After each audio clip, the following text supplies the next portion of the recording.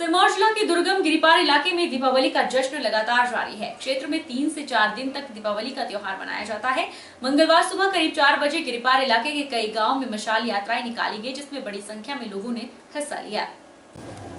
सिरमौर जिला के दुर्गम गिरिपार इलाके में दीपावली का जश्न लगातार जारी है। स्थानीय महिलाओं द्वारा मेहमानों के लिए विशेष रूप से पहाड़ी व्यंजन तैयार किए जाते हैं।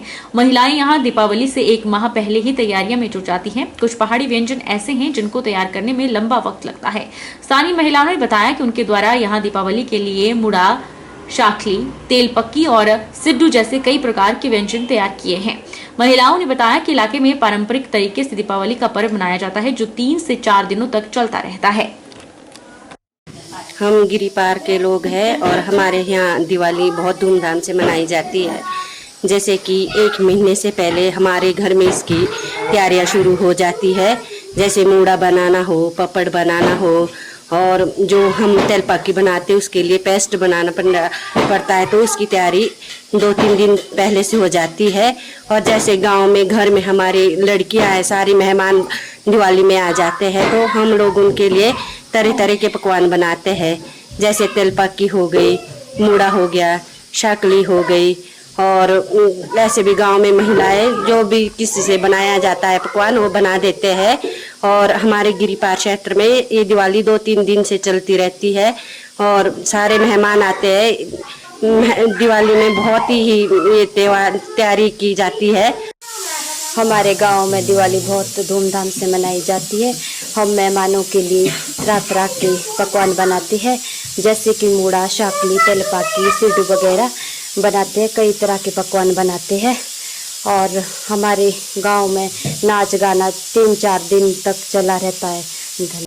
नूरपुर की पंचायत लदौड़ी के मध्यम वर्गीय परिवार की बेटी शिवाली ने गांव और माता पिता का नाम रोशन किया है। शिवाली उत्तराखंड में हिमवती नंदन बहुगुणा गढ़वाल विश्वविद्यालय में MSc भूमि विज्ञान पढ़ाई कर रही थी, जिसमें शिवाली MSc में यूनिवर्सिटी में प्रथम स्थान पर रही है। राष्ट्रपति द्वारा गोल्ड मेडल और प्रशस्ति पत्र देकर उन्हें सम्मानित किया गया।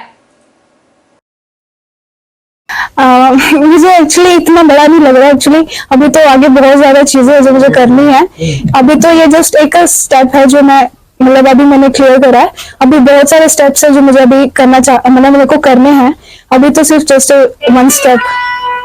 आप दूसरे बच्चों को क्या संदेश देना चाहेंगे अपनी तरफ से?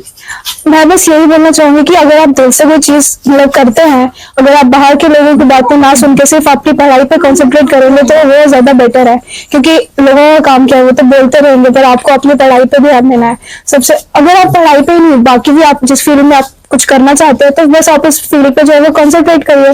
बाकी आगे का टेंशन लेके कुछ होगा नहीं। आगे तो क्या रिजल्ट्स आएंगे, रिजल्ट्स का कुछ पता नहीं। एक्चुअली मुझे खुद नहीं पता था कि मैं टॉप करूंगी।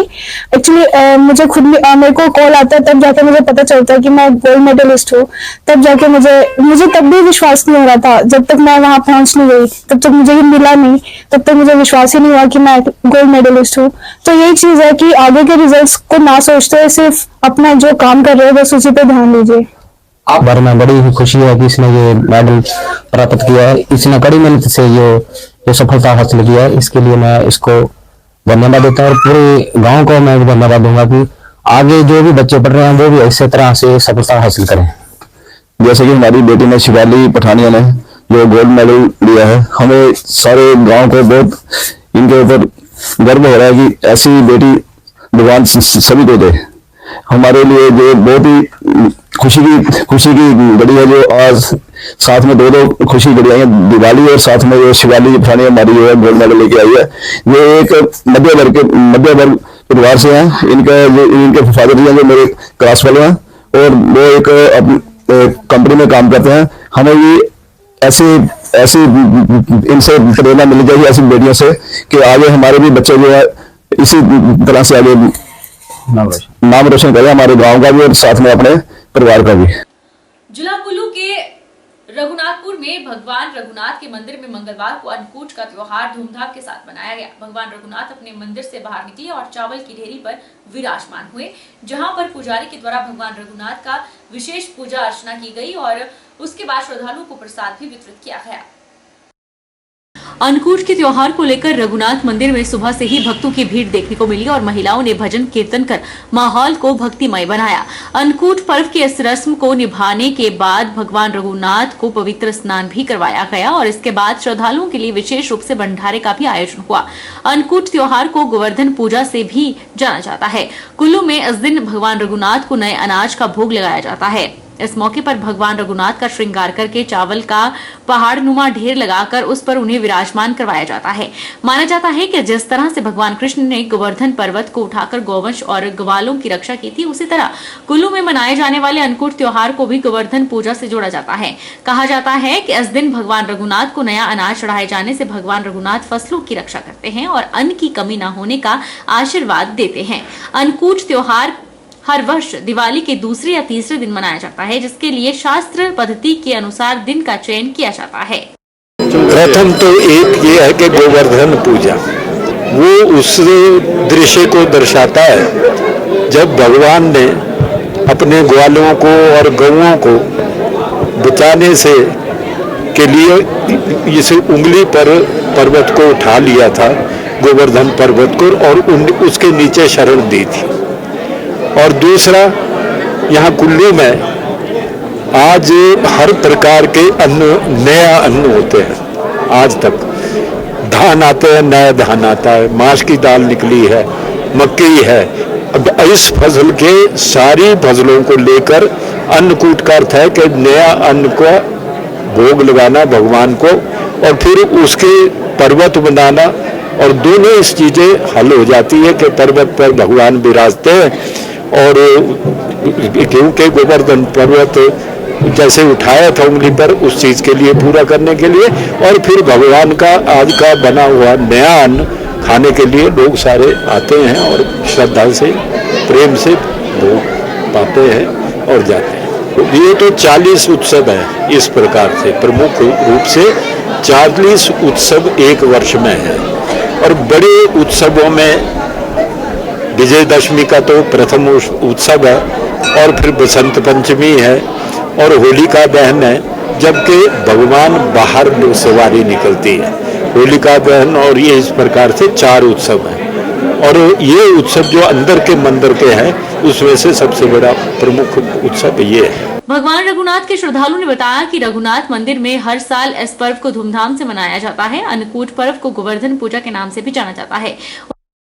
दिवाली के बाद अन्नकूट का जो पर्व होता है बड़े हर्षोल्लास के साथ रघुनाथ मंदिर में मनाया जाता है। काफ़ी वर्षों से मनाया जाता है और इसमें काफ़ी लोग श्रद्धालु जो होते हैं वो अपनी माथा टेकते हैं और अन्न ग्रहण करते हैं। भगवान जी रघुनाथ जी को इस पे रखा जाता है, अन्न पे रखा जाता है और वहाँ उनकी पूजा होती है। हम बचपन से इधर आते हैं और पूरी हमारी श्रद्धा है और पूजा पाठ यहाँ हम करते हैं। हम भगवान के प्रति हमारी जो आस्था है, जितने भी हम कुल्लू निवासी हैं, राम भगवान के सबसे बड़े देवता हमारे यही हैं, कुल्लूज हैं हमारे। तो इसलिए हम जो है हर साल यहाँ पर आते हैं और रघुनाथ जी का आशीर्वाद लेते हैं और अच्छी फसल हो, आगे को सुख शांति मिले, यही हम कामना करें कि पूरे कुल्लू वासियों के लिए भगवान का आशीर्वाद मिलता रहे, दुख बीमारी से दूर रहे। विशेष करके जो नया अनाज होता है उसका भोग लगता है, तो भगवान जी की पूजा के बाद उनको जो अन्न का वो भोग लगाने के लिए उन्हें विराजमान किया जाता है। उसके बाद पूजा अर्चना के बाद सभी को भोजन ग्रहण करने के लिए बोला जाता है। तो इस त्योहार को सुल्तानपुर में बहुत खुशी के साथ मनाया जाता है। नालागढ़ स्वारघाट मार्ग पर महादेव खड्ड स्थित एक प्रवासी युवक का संदिग्ध अवस्था में शव मिला। मृतक की पहचान 23 वर्षीय विकास सागर के रूप में हुई है, जो जिला मुरादाबाद उत्तर प्रदेश का रहने वाला है। युवक नालागढ़ में ठेकेदार के पास लेबर का काम करता था। पुलिस ने शव कब्जे में लेकर पोस्टमार्टम करवाने के बाद परिजनों के हवाले कर दिया। नालागढ़ स्वारघाट मार्ग पर महादेव खड्ड स्थित एक प्रवासी युवक का संदिग्ध अवस्था में शव मिला। युवक मंगलवार सुबह करीब 8 बजे महादेव खड्ड स्थित पुल के नीचे लकड़ियां लेने गया था, लेकिन काफी समय तक वापस नहीं आया। महादेव पुल से लोगों ने युवक को संदिग्ध अवस्था में पड़ा हुआ देखा और पुलिस को सूचित किया। जब पुलिस मौके पर पहुंची तो युवक मृत पाया गया। मृतक के भाई अनमोल सागर ने पुलिस को दिए बयान में बताया है कि विकास को मिर्गी के दौरे भी पड़ते थे। हालांकि मौत के असल कारणों का पोस्टमार्टम रिपोर्ट आने के बाद ही खुलासा होगा। मृतक के शरीर पर किसी भी तरह की चोट के निशान नहीं है। आज सुबह जो है नालागढ़ थाने में एक सूचना प्राप्त हुई कि माधव खड्ड में पुलिया के नजदीक जो है एक व्यक्ति की डेड बॉडी है। तो पुलिस टीम में जो एसएचओ साहब है वो खुद मौका पे गए और उन्होंने पाया कि एक कोई 22 से 23 वर्षीय व्यक्ति की जो है वहां पे एक डेड बॉडी पड़ी थी। तो इस संदर्भ में जो है पुलिस द्वारा जो है वहां पे डीएसपी साहब द्वारा भी जो है विजिट किया गया था और परिवारजन द्वारा जो है अभी किसी भी शक या शोभा नहीं की गई है। कार्रवाई जो है पोस्टमार्टम रिपोर्ट आने के बाद जो है आगे की जाएगी। अभी जो 174A के अंतर्गत जो है कार्रवाई की जाएगी और ये व्यक्ति जो भी पता चला है ये मुरादाबाद यूपी का निवासी है और वहां कोई कुछ लकड़ियां लेने गया था और उसके बाद अभी हम पोस्टमार्टम जब करवा लेंगे तो आगे की कार्रवाई उस हिसाब से की जाएगी। अंतर्राष्ट्रीय लवी मेले की तीसरी सांस्कृतिक संध्या में लोक निर्माण युवा सेवाएं एवं खेल मंत्री विक्रमादित्य सिंह और सांसद प्रतिभा सिंह ने शिरकत की। तीसरी सांस्कृतिक संध्या में पहाड़ी कलाकारों ने खूब धूम मचाई। सांस्कृतिक प्रस्तुतियों का आनंद लेने आए लोगों ने संध्या का खूब आनंद लिया। रामपुर बुशहर में आयोजित किए जा रहे अंतर्राष्ट्रीय लवी मेले की तीसरी संध्या में पहाड़ी कलाकारों की धूम रही। सांस्कृतिक संध्या के मुख्य अतिथि के तौर पर हिमाचल के लोक निर्माण युवा सेवाएं एवं खेल मंत्री विक्रमादित्य सिंह और उनकी माता सांसद प्रतिभा सिंह मौजूद रही। इस दौरान रामपुर के विधायक नंदलाल भी उनके साथ उपस्थित रहे। 11 से 14 नवंबर तक चलने वाले इस अंतर्राष्ट्रीय लवी मेले की तीसरी सांस्कृतिक संध्या में पहाड़ी कलाकारों ने खूब समा बांधा। एक के बाद एक पहाड़ी गायकों और नाचियों का दौर चलता रहा। सांस्कृतिक संध्या के मुख्य कलाकार विक्की चौहान, एसी भारद्वाज, सांतरा बॉयज, डिम्पल ठाकुर, राजीव शर्मा, अशोक पलासरा, डॉनी चौहान रहे। रामपुर और इसके आसपास के विभिन्न स्कूलों, शिक्षण संस्थानों के छात्र छात्राओं ने भी एक से बढ़कर एक प्रस्तुतियों से दर्शकों का खूब मन मोह लिया।